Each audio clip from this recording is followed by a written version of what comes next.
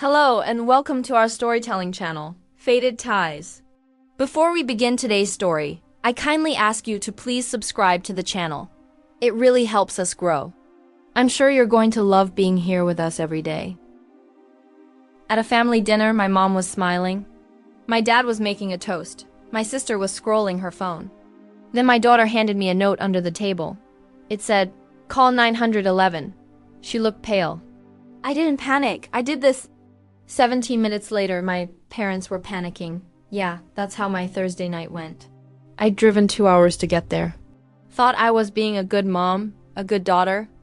The whole damn thing was supposed to be a quiet evening at the family's countryside retreat, which is a generous word for a mold-scented low-ceiling house with suspiciously thin walls and creaky everything. You know the kind? Your niece remembers the bathroom tile more than your heart remembers the sunsets. Anyway, my parents had invited Emma, my daughter, to stay for a couple weeks just after graduation. They said she'd been looking pale, said she needed rest, said they missed her. And I, idiot that I am, believed them. Emma had been quiet since Uncle Robert, my uncle, her great-uncle, died. He'd been like a grandfather to her. No wife, no kids, just an old man with a soft heart and a quiet house full of wooden trains. When he passed, it wrecked her. She wasn't answering calls much. But when I did get through, she always sounded tired, not scared. Tired I could live with. Tired I could fix. So I asked if I could come visit just for one evening. They weren't thrilled, but they said yes. I'm going to say something stupid now. I didn't think anything was off when I arrived. I walked in. They smiled. My mom hugged me. My dad cracked a joke about the wine I brought being actually drinkable this time. Everyone laughed. My sister waved from the kitchen. They'd even lit candles on the porch, like we were at some Airbnb with good reviews. And Emma was there smiling, sort of. She looked thin, paler than usual. Her eyes had that swollen post-crying glaze, but she smiled when she saw me. She stood up and gave me a hug that lasted just long enough to make me suspicious. The kind of hug that says, "Thank God you're here," but doesn't want to be obvious about it. So I said nothing. I just squeezed her hand and asked, "You okay?" She nodded. Dinner started.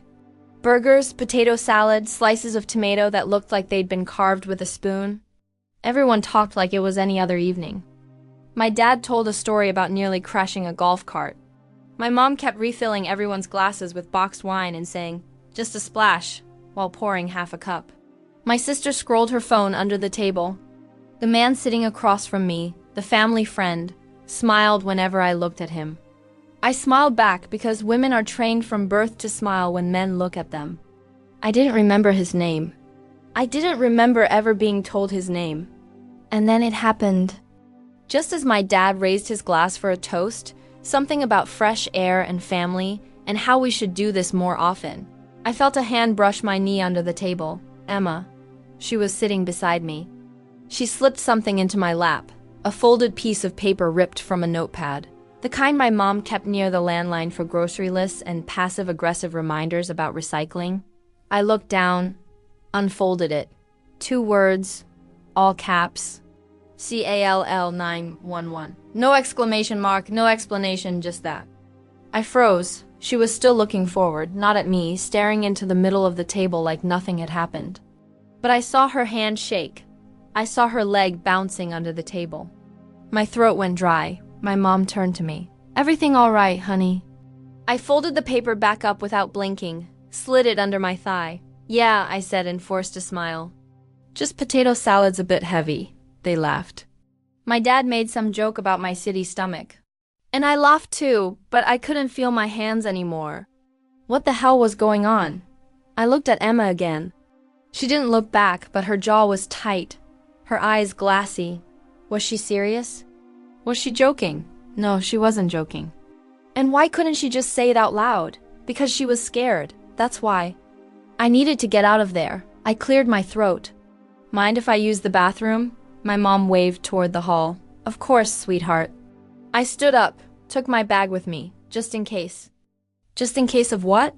I didn't know yet. But something in my gut had gone ice cold. The hallway was narrow. The bathroom door stuck halfway, same as it always had. I locked it behind me and sat down on the closed toilet lid like I might throw up.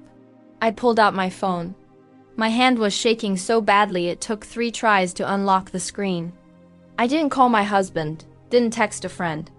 I went straight to 911. The dispatcher picked up in under 5 seconds. Emergency services. What's your location? I gave the address. My voice cracked halfway through the street name. I don't know what's happening, I whispered. My daughter gave me a note under the table. It said, call 911. She looked scared. She's staying here with my parents. I'm just visiting. I don't know what's wrong, but I think she's in danger, please. The dispatcher asked a few questions. Name? How many people were in the house? Was anyone hurt? I don't know, I said again. But I think I think she's been trying to tell me something. She looks like she's been crying for days. Something's not right. They promised someone was already on the way. I hung up, sat still, tried to breathe. And now I had a new problem. I had to go back out there, sit down at that table with the people who were either completely innocent or something else entirely.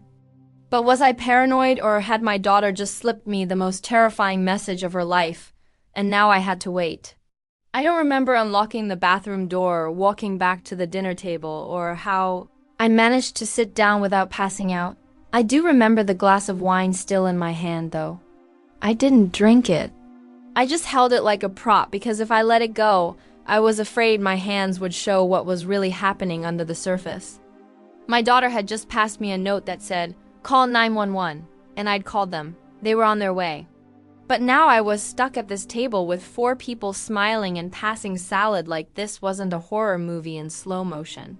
One of those old family dinners that starts with a toast and ends with someone bleeding on the tablecloth. I laughed at someone's joke. I have no idea what it was. I kept laughing, nodding, smiling because that's what women do when they're afraid. That's what daughters do when their parents are looking directly at them and saying nothing's wrong. That's what mothers do when their child is in danger, but they don't know how or from whom. And somewhere between the fake laughter and the buzzing in my ears, my brain did what it always does when I'm on the edge. It went backwards because this wasn't new, not really. I've spent my whole life coming to that place. The one we're sitting in now, the one that smells like mildew and wood polish and burned coffee. My parents bought it when I was 4. My sister was barely out of diapers. I still remember the sunburn I got the first summer we spent here, and the way my mom blamed me for not applying the lotion properly, like I had failed at sunscreen. She said it gently, though. She always said things gently. They weren't the kind of parents who screamed. That would have been too obvious. They were colder than that. Polite, distant, formal almost. If you asked them, they'd say they did everything right. We had food, we had clothes. They came to our school plays and clapped and smiled. My mom even packed our lunches. No crusts, color-coded containers, handwritten notes folded in half like mini contracts. Be kind, make good choices, love Mom. What no one saw was the silence behind the door when we came home. The way affection only arrived when my sister walked into the room. The way I kept trying to earn something that never really belonged to me. My sister could just exist. She could spill juice and cry about cartoons and break things. They'd laugh, call her silly, fix it. I made straight A's and offered to do dishes and tried to choreograph an entire dance routine in the living room at age 7 just to get them to look at me. They looked, then asked me to stop because I was being loud. And I know how it sounds petty, juvenile, like some jealous story from a kid who didn't get enough hugs. But here's the thing. When you grow up in a house like that, the absence of love doesn't show up as violence. It shows up as precision. They did everything right except feel anything real for me.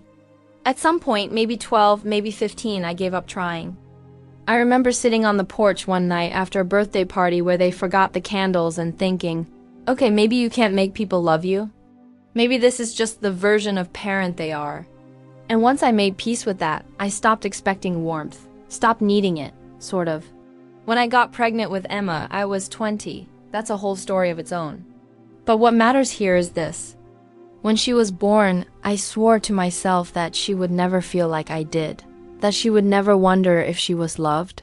that she would never have to earn her place in my life, and I kept that promise. My parents, to their credit, were vaguely interested at first. When Emma was a baby, they bought stuffed animals, sent cards occasionally, asked how she was. But it didn't take long for the pattern to repeat. That same polite disinterest, the affection that showed up only when it made them look good, the babysitting offers that turned into last-minute cancellations. The "we've been so busy" texts that came after birthdays. I never told Emma not to love them. Never stood in her way. I figured if they wanted a relationship with their granddaughter, I wouldn't stop them. They weren't bad people, I told myself. Just limited, emotionally underdeveloped, but she noticed. Kids always do. There were weekends where we'd drive 2 hours here, and she'd bring her backpack full of art supplies and snacks and the latest book she wanted to show Grandma. And they'd nod vaguely and go back to reading the newspaper. So I let it happen because they weren't hurting her. They weren't doing anything wrong, right? But the one person who never let her down, not once, was Uncle Robert, my mother's older brother. He never had kids, never married, lost the love of his life when he was barely 30, and never seemed to recover. He lived quietly, ran a successful business, retired early, traveled, donated to quiet causes, sent me books with handwritten notes in the margins. Once mailed me a pair of gloves I'd mentioned liking 2 years earlier with the receipts still folded inside. When Emma was born, something in him seemed to light up. He held her like she was something rare. He showed up with picture books in Italian and a carved wooden owl from somewhere I'd never heard of. He never missed a birthday, never forgot a school play. He called her his miracle girl, and she loved him back with every fiber of her being. For the first time in her life, maybe in mine too, someone looked at her and made her feel like she was enough, just as she was. She used to fall asleep on his shoulder. Sighed, he smelled like cinnamon and coffee and safety. He died 3 weeks ago. It was peaceful in his sleep, a quiet end just like the life he lived, but Emma didn't take it quietly. She shut down fully, wouldn't get out of bed, wouldn't talk, wouldn't eat. I thought grief was supposed to come in waves, but for her it came like a blackout, all at once. No air, no light, no shore. Then the invitation came. My parents called, said Emma could come stay at the countryside house, the same one we're in now. They said the fresh air would help. That family could be good for her. And God help me, I thought it might be true, so I let her go for 2 weeks. She stayed here. I called. She answered sometimes. Always sounded tired. Always said she was fine, and I believed her until tonight. Until the smile that didn't quite reach her eyes. Until the silence in her shoulders. Until the note in my hand. 2 words. CALL 911. The knock came 15 minutes after I made the call. I was back at the table by then, sitting on a thin cushion over a chair that might as well have been made of needles. My stomach was cramping so hard I'd convinced myself I had appendicitis. Or maybe divine punishment for trusting people who wear cardigans in summer. When the knock came, I froze. Everyone else did too. My dad paused mid-sentence. My mom tilted her head, wine glass halfway to her lips. My sister looked toward the door like she wasn't sure if it was real. Emma didn't move. She didn't even blink. I stood. "I'll get it," I said, like we hadn't all heard the sound of authority on the porch. The man, the friend of the family, the one I hadn't been formally introduced to, stood up too, just a little, a half rise, like he wasn't sure if he should be involved or just watch. I was already walking. I opened the door. 2 officers, 1 male, 1 female. No smiles, radios on their shoulders, still hissing faintly. "Ma'am," said the male officer, "we got a call from this residence." "I called," I said, voice too high. I swallowed, it's my daughter. She gave me a note, said to call 911. She's here. Something's wrong. She won't say it out loud, but something's not right. They nodded. No questions, no raised eyebrows, just efficient practice motion. The female officer asked if she could speak to Emma alone. I stepped aside and pointed. "She's at the table." The male officer asked to speak to me out front. I followed him, shutting the door behind me like it might hold in the dread flooding my chest, and then I waited. They were inside for 7 minutes. I know because I checked my phone exactly 12 times. I didn't move, couldn't. I just stood on the porch watching the shadow of the breeze ripple through the dying. Roses in the garden. I thought about Uncle Robert, about the note, about how my mom smiled too quickly, and how the tea always came in the same chipped mug. The one Emma never drank all the way down. When the door opened again, I turned. Emma was standing next to the female officer. Her hands were shaking. Her face was white as chalk, but she was talking. Finally, she was talking. The male officer waved me over. I got as far as the doorway before I heard it. Uncle Robert, he left everything to me, Emma said. Her voice wasn't loud, but it was clear. They just said I needed rest, that I was grieving, and then they started trying to get me to sign things. I blinked. What kind of things? The female officer asked. I don't know. Papers? A release of responsibility? That's what they called it. But it had my name on it. And the lawyer, that man, she pointed.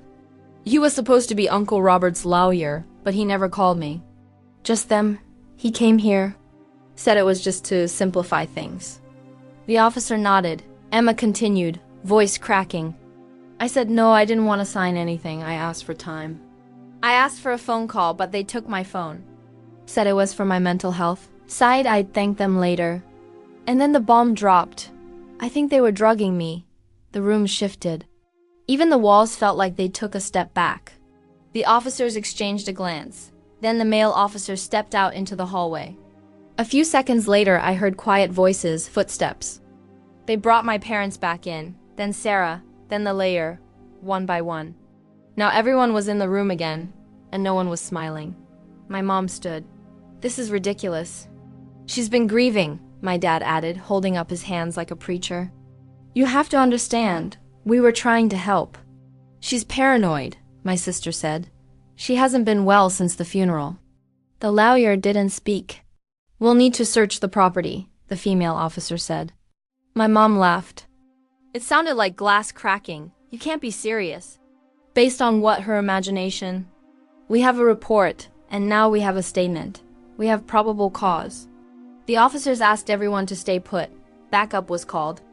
I watched it all from the doorway like I wasn't part of it, like I was someone else watching a documentary about a family that had turned itself inside out. They searched the kitchen first. It took 15 minutes. When they returned, the officer was holding a plastic bag. Inside were loose pills, small, round, off-white. No prescription bottle, no label, just tucked away in a kitchen drawer under a stack of coupon clippings. The male officer radioed for field testing. Then they moved to the guest bedroom, the lawyer's room. That's where they found the unsigned documents. Emma's name was printed clearly on every page. Beneficiary, release of claim, estate forfeiture, all of it. Typed, stapled, clean, all of it ready except for her signature. That part was still blank. And then the basement. I'd never even been down there. My parents always said it was for storage. Turns out storage meant a finished room with a bed, a side table, a stack of folded blankets. It was clean, almost cozy if you didn't look too hard. But then there was the bolt on the outside of the door, and the narrow window that didn't open, and the fact that Emma's things were there. Her jacket, a pair of socks, a half-finished notebook, her necklace, the one Uncle Robert gave her for her 16th birthday, placed neatly on the table like she was meant to settle in. Except one thing was missing, her phone. That's what they found upstairs, locked in a cabinet in the laundry room alongside her wallet. Confiscated for her peace of mind, my mother had said. I didn't cry, not then. I think I was too shocked to cry. The officers didn't ask for explanations after that. They didn't need to. The man, the lawyer, was taken out first, handcuffed behind his back, face unreadable. My parents followed, my sister last. They didn't look at me, not once. I stayed with Emma. I didn't let her go. Not for a second. When the ambulance came to check her vitals, I climbed in after her and sat beside her the whole time. She looked so small, curled up in that oversized hoodie, so tired. I brushed her hair back from her forehead and asked quietly, "Why didn't you tell me?" She didn't open her eyes. I didn't think you'd believe me. And that was the part that hurt the most. Because somewhere along the way, my daughter had learned the same lesson I once had. When people act calm, polite, reasonable, the world is a little too slow to believe what happens behind closed doors. But this time, someone did. If you've never had to hide your panic behind small talk, while your daughter exposes a criminal conspiracy at a dinner table. 10 out of 10 would not recommend. But you know what's worse? When they get released? My parents, my sister, the lawyer, all out on bail, pending trial. A nonviolent offense, they called it. No confirmed harm, no prior convictions. Cooperative during arrest. Right. My daughter was drugged, isolated, and emotionally manipulated by her own family. But sure, let's treat them like they just forgot to return a library book. Emma didn't sleep for 3 nights. Every noise made her jump. She refused to be alone in a room, even with the lights on. She kept asking if we were really safe now, if they'd show up again, like this was all just a misunderstanding that could be smoothed over with a casserole. I didn't tell her how real that risk was. But I started locking the doors, every door, every window, even the bathroom, because I know my family and they don't like to lose. It happened on a Tuesday. I'd gone into the city for a few hours, a client meeting I couldn't reschedule. Emma insisted she was fine. She said she'd stay in, maybe read, maybe finally eat something. I almost didn't go, but of course I did. And of course they showed up. When I got home, Emma was sitting on the living room floor, knees tucked to her chest, phone in her lap, face pale. They came, she said. No preamble, no greeting, just that. I froze. Who? She didn't look up. All of them. Grandma, Grandpa, Sarah. I dropped my bag and sat beside her. Are you okay? Did they touch you? Did they just talked? She opened her phone, went to her voice memos, and hit play. I heard my mother's voice first, syrupy, sweet, like she was complimenting a neighbor's curtains. Emma, darling, we just want to clear the air. You've always been so sensitive, so poetic. You see things differently. That's not a crime, sweetheart. Then my father colder. You don't understand how much pressure we were under. Your grandmother hasn't slept in weeks. Then Sarah, sharp and flat. It was never about hurting you. It was about fairness. That money, what would you even do with it? Then my mother again. It was always going to tear this family apart. Maybe if Robert had left it to someone more, well, mature. The recording ended there. My hand was shaking. I reported the visit immediately. The bail conditions were crystal clear. No contact, and they had shown up, uninvited, manipulative, and smug enough to speak freely while Emma was recording the whole thing. Even the officer who took my statement looked pissed. That night I packed our bags. We moved out 2 days later. Not forever, just until court. I found a short-term rental in a quiet part of town somewhere with thick walls, too many locks, and a nosy elderly neighbor who stood by her window like it was her religion. Perfect. Emma didn't argue. She just stayed close, still barely speaking, still double-checking that the doors were locked. I filed for a no-contact order. It was granted in 24 hours. The charges were being finalized. The prosecution was building a case. And then came the interviews. The police separated them. First my dad, then my mom, then Sarah, then the lawyer, one by one, and one by one they cracked. Classic tactic. Tell each suspect the others have already confessed. Give them a taste of panic. Watch them fold. My sister, the one who always bragged about her loyalty, was the first to turn. Said it was our mother's idea, that she just went along with it.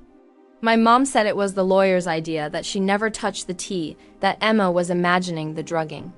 My dad claimed he didn't know anything was in the drinks. Said he thought the locked room was a safe space. The lawyer, bless him, broke completely. Emails, payment records, copies of the unsigned documents, even a folder with printed drafts, including one labeled worst-case scenario script. I almost admired the preparation. Almost. The charges came quickly after that. My father was charged with false imprisonment, coercion, and administering controlled substances without consent. He was sentenced to 6 years in prison, eligible for parole after 4.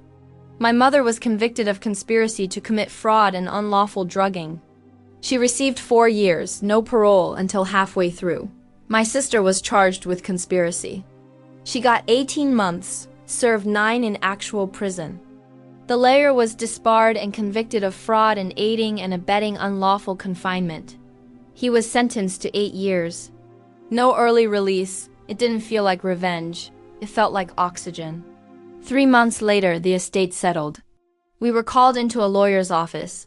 A real lawyer. one who spoke like a person and didn't smirk at children. He handed Emma a thick packet and said gently, "It's yours now." The number in her account was more than I expected. More than she expected. Enough to pay for school, therapy, rent, travel, a life, a future. She cried when we got home, not because of the money, because for the first time in a long time she felt safe. And she knew they couldn't take anything else from her ever again. Sometimes I still ask myself, was I wrong for not noticing sooner? Should I have asked more questions, pressed harder, trusted my gut instead of their polite smiles and perfectly folded napkins? Because in hindsight, the signs were there. Emma's voice getting smaller, her eyes looking dimmer, the way she hugged me just a little too long that night. I don't know. Maybe I failed her for a while, but when it counted, I listened. And I called, and maybe that's what matters. She's safe now, healing, laughing again. The real kind, not the one you fake at dinner tables to keep the peace. Me, I've learned that love doesn't mean silence, and family doesn't mean forgiveness without change. So, was I wrong, or did I do the right thing too late? Let me know in the comments. I really want to hear what you think. I hope you enjoyed the story. If you did, please like, share, and feel free to tell us your own story in the comments. And don't forget to subscribe to the channel. Help us grow as a storytelling community and be part of this journey with us. Can I count on you? Thank you so much.